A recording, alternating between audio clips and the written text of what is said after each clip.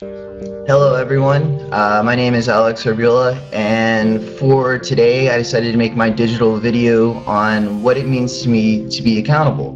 I hope you enjoy.